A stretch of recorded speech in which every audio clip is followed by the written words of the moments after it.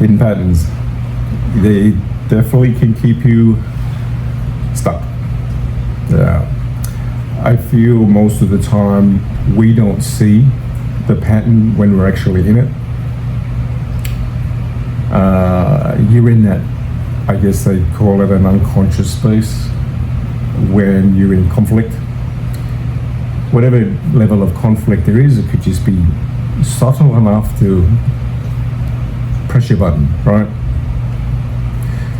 It's only afterwards, when the dust settles, as they say, calms down, do you ever get to think and just look at it for what it is, or do you look at the situation, or do you sort of look at how I could have been better with that? I'd have to say, from my experience, it's not until I really started maturing in areas as I got older, especially as a young guy, I always looked at the situation or the other person, and that's not the answer. But I always looked at, there was part of me always wanted to look at mitigating it. Being in those situations, it's life, we're all going to have opinions and we're all going to have our beliefs and what's good and what's not. Hey, that's just being an individual.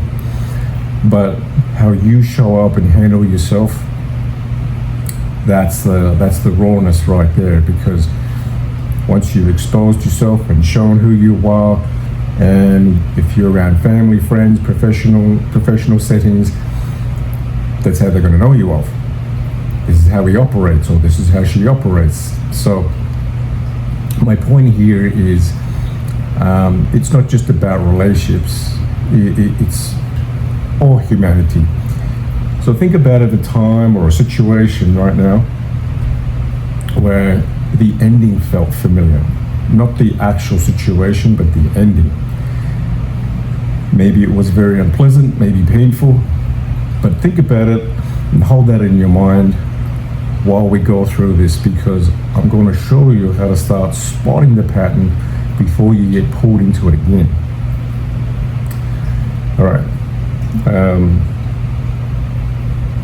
Okay. First of all, where patterns come from. It's a very broad one, but patterns can start in all kinds of places. Sometimes they come from early life. As I'm speaking as in childhood, the way our parents spoke to us, or how they actually handled conflict themselves and what they knew, or the way they didn't speak to us. So it could go either way. Or what we've learned from relationships, even our first relationship, we're still finding our feet in the world, we're getting familiar, we're learning. But other times it's just from repeating the same choices, and they just stick, but no one's thinking here. No one's really thinking or analyzing, you're just going through the motions. So here's an example. Someone grows, they grow up in a house, right, where conflict was avoided. Keep your mouth shut. You stay silent. And they let things go. They let things slide. It just seems normal. But if you fast forward that to adulthood, they're with partners or bosses or friends, and especially if they have formed some type of relationship, but they tend to sort of push over their boundaries, push the envelope a little bit too much. And it's interesting how we operate when we're in those moments in life where how it's affecting us and how we respond. And sometimes we can, well, if I speak about myself here, when I'd be in those moments, I would feel it come over me. I could feel it coming on. And it wasn't a good feeling. No, not at all. But in saying that, it was, how do I handle this? Do I avoid this? But you're so far entrenched in it now. You're just going through the process how you're going to operate. And what I'm saying here is there's no boundaries. It's all evolving and learning, but have you really discovered how you operate and what came out of your mouth, or how you actually reacted? Was it good for you? Was it good for you? Was it good for you, for your well-being, for your own self-image? And when I say self-image, I mean as in how you're built, your character, and how you see yourself. But are you performing that? And it's not because of what's right or wrong here, or it's blame. It's looking at it. Say you grew up in a house, and your parents used to argue, and there used to be a lot of shouting. That can become normal. Then they end up choosing partners. Some, I'm not saying all, they can end up choosing partners where the arguments come from a source of main communication. You see what I'm saying? It's just got that. It's just got that layer to it where it's not very peaceful, because that's what they know. That it's like stamping their authority, but to get their point across, or whether it to be right. Clearly, it's not healthy, because ego is speaking quite dominantly here. But that's all they know. So when I say that, it's not about pointing the finger and blaming where it started. The point here is to notice that it's there, because until you see the thread, well, how are you going to cut the cord, right? And that's what I'm talking about here. It's where it's been adopted from, not pointing the finger or blaming or falling into that victim mindset. It's about looking at it on what can I do to break this cycle, because afterwards it's too late. It's done. I don't say it's too late to evolve and be better. I just say whatever you've said, however you've reacted, it's a pattern coming from somewhere. So if you think about the last few situations in your life where it ended the same way, what's the common detail here? What is it the situation, or is it the person, or is it the way you reacted and the feeling it left with you? So the way I used to look at it, once upon a time, I would take it personal, and I realized then there's more to this than the actual situation or the disagreement at hand. There's more to this. And look, I didn't start thinking like this overnight. I just wanted to be better for my own well-being, because it would sit inside me. And why these patterns keep showing up, that's really the calling here. And we repeat what's familiar because the mind sees it, I feel, as a safer place than the unknown. And what I mean by that, when something triggers us or something hurts, we already know how to survive, because we have our coping mechanism. Again, that's a pattern that we adopt, or we can instill into ourselves. And that's why some people keep going back to the same type of relationships, same type of environments when it comes to jobs, or fall into that same argument or disagreement over and over. It's like a repetitive cycle, yeah. And it's not just about bad patterns here. Sometimes the comfort zone just stops us from growing, and that's what I mean by, if you keep working for leaders, let's say you're working for a company, you report to your leaders, and they just don't see your value. They don't see your voice, and you think, next time I'm going to say something, because I put in the time, I bring a lot of value, but I don't get seen. But when it happens again, you slide into that silence because it feels predictable.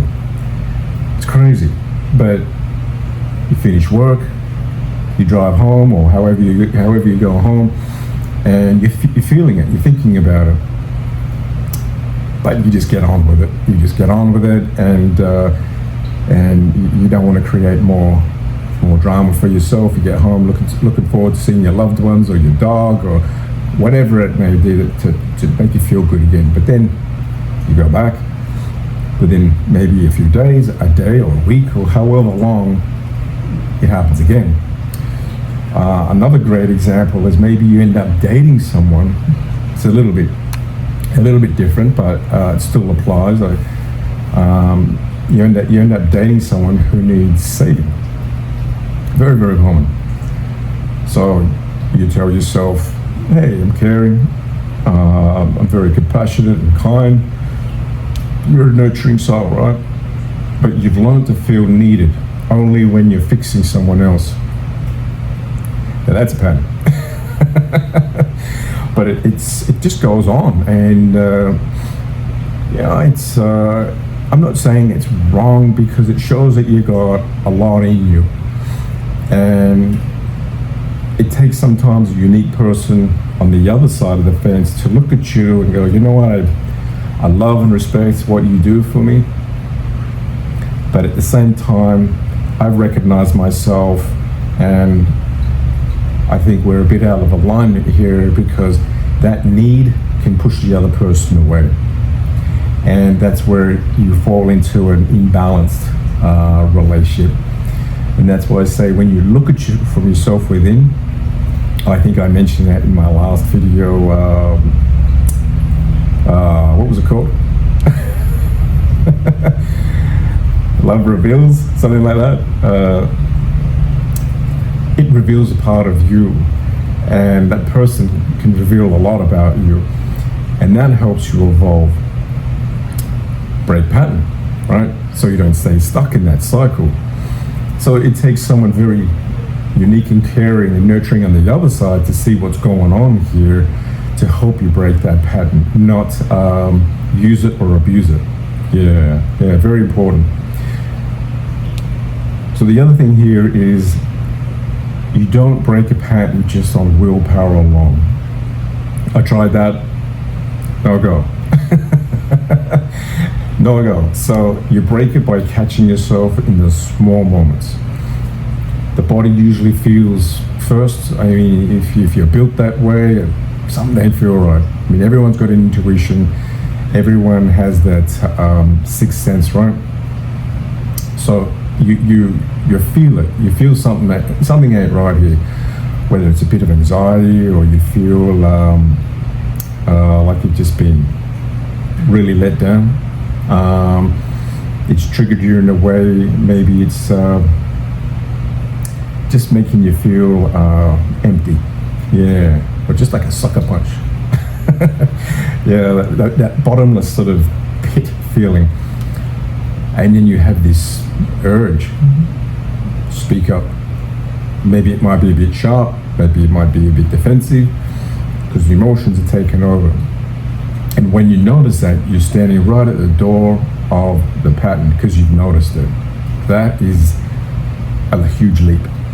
And it may sound like nothing, but when you're in that space, you have a choice. And it doesn't have to be a big move here. It doesn't have to be a dramatic shift.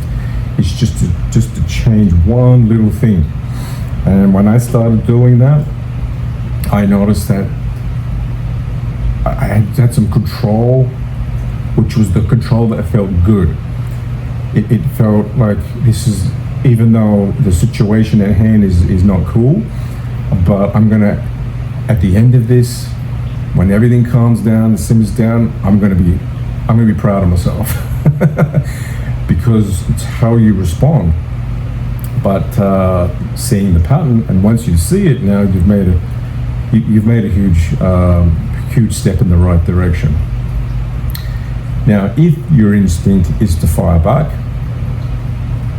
take your time, take a breath. I know it's easier said than done.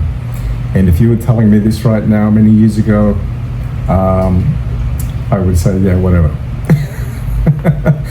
But if your habit is to stay silent, okay? But just say one thing, something that just, and I mean, don't just react here, something to yourself where it is sent to yourself, whatever that may be, whatever that is, that you can grab it. Because you just have that split second whilst you're in the moment to pull it back and grab it. Because once it's got a hold of you and takes over, your emotions are heightened. And then the other thing is, if you're trying to, as men do, try and fix the situation or rush in and trying to be a solutionist or whatever, but at other times there is no fixing or solution. It can just be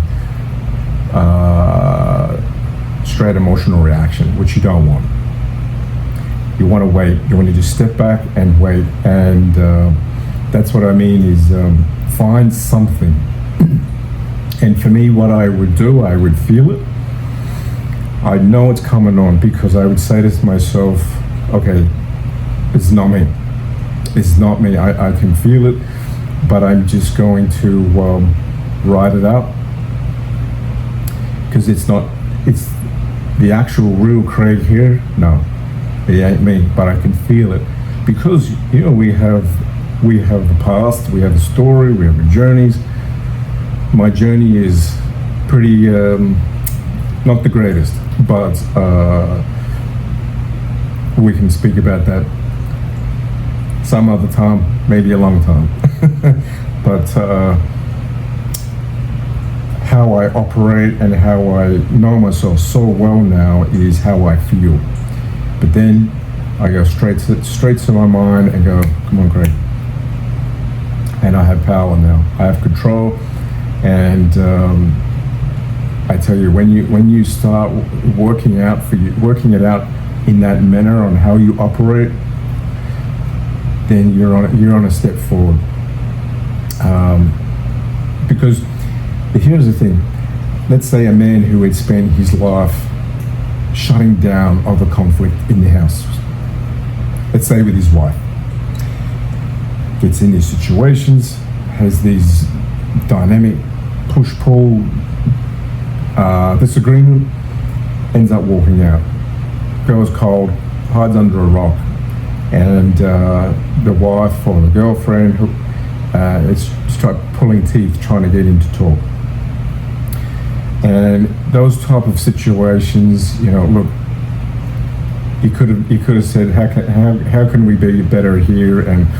But nothing's going to happen in that moment unless you've really got a real familiarity with your behavior, where you can just say, all right, I'm not going to leave the room, even though I'm dying to get out of here because I just don't want to deal with this.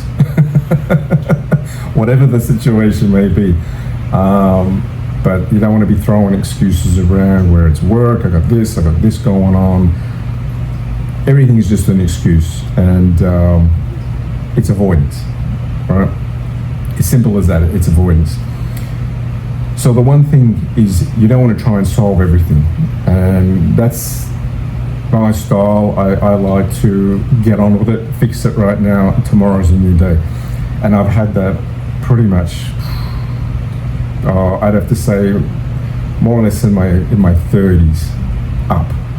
And where I'm at my age today, I do love that mindset, but you can't fix everything straight away. You have to let things breathe and process, and but you're responsible for how you operate, and then dial into your own emotions in that moment. And so what I say is, it's going back to not leaving the room and don't try to solve everything. It's not brought from a lifetime of habit or running from anything. It's just a matter of taking control and seeing it for what it is, which is, this is how you operate when you're in these situations.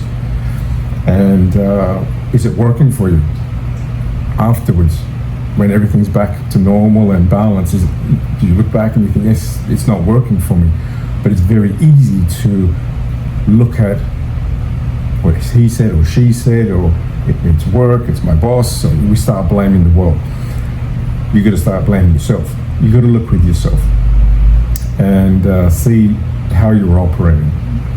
Because I tell you, here's another great example. My mom, my beautiful mom, she would always keep the peace, and that reflected into us kids when we were growing up. So it's amazing, but you don't realize until you, well, for me anyway, I didn't realize until I got older. But and then I started speaking up because I used to hold it in. But here's the thing.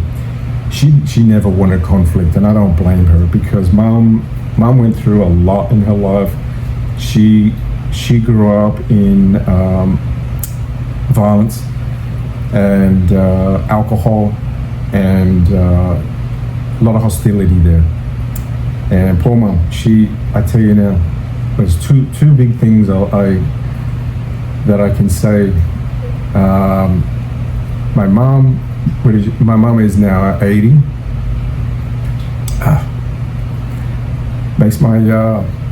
Gives me a lump in my throat.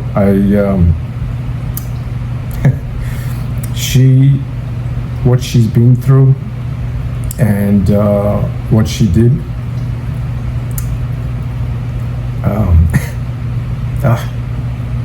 Raising us 3 kids and still having the faith is remarkable. Yeah, she's a remarkable woman. Yeah. And the beauty is there's so many moms out there like that. You know, we all have a story, but that's something I wanted to share there, because mom used to be the same. She would say afterwards, I wish I had said something. I should have said something. And but she would swim in it for the next day and the next day and sometimes a week. And I said, Mom, let it go. Who cares? But that wasn't until later when I was getting older. But when I was a kid, I never really understood it, you know, because I could feel her energy. I could feel her. I knew she wasn't happy about something. But I didn't know. I was just a kid, you know. I was still playing with my Lego. So yeah. I mean, look. Sometimes, yeah, it's better to keep the peace. Don't get me wrong. But who needs the drama? And I get that. Let it go. Let it go. Of course, right? I mean, we still use that philosophy today, because it's not worth it. Who needs the drama? Let it go. But for her, in this example, and for so many people out there, it can cost more afterwards. And that's the part we don't see in the moment. You understand what I mean? And what I mean by that, how silence, you know, sticks with us after the conflict is over. I think we're all guilty of that one. We analyze it, and again, depending on how you're built, but we don't like it. And it just rocks us in a way where we take it personal. Some don't take it that personal to a degree. They sort of park and ride, or they pigeonhole it, but they're still carrying it. Of course, there's pride, there's ego, and it shows up somewhere. No matter how you process it or deal with it, it's going to show up somewhere. Anyway, these small changes may not feel like much in the moment. You might be saying, okay, come on. But I tell you, I've been going through a lot of this through my life, and I've had some really great relationships, met some really great girls, and I tell you what, they brought the best out of me and the worst out of me. But I have to say, if it wasn't for them bringing out the worst out of me, then I wouldn't have evolved. And then that is the beauty of it. It's not fun at the time, we all know that. It's painful. But when I look back, I appreciate them, and I'm blessed, because I think God put me, I think He put me on a roadmap to meet certain individuals to go, all right, I'm going to test you with this one, I'm going to test you with this one. And then then you start really getting refined, right? So you don't have to keep living the same story, is what I'm saying. And it feels good, right? You start getting more a good mode. You're molded pretty good. Hey, you're gonna keep going through it. You're gonna keep learning and evolving. But it feels good to be more at peace, to know, okay, I got this. I know how to roll with this. Yeah, so it's not about rewriting your whole entire life overnight. That's a fallacy. It's about noticing the moment you're in it, that you've stepped into something old, seen, a memory, whilst you're in a situation, but making a different choice. How are you going to handle this? And you've got it before it's coming on, even though you can feel it coming on.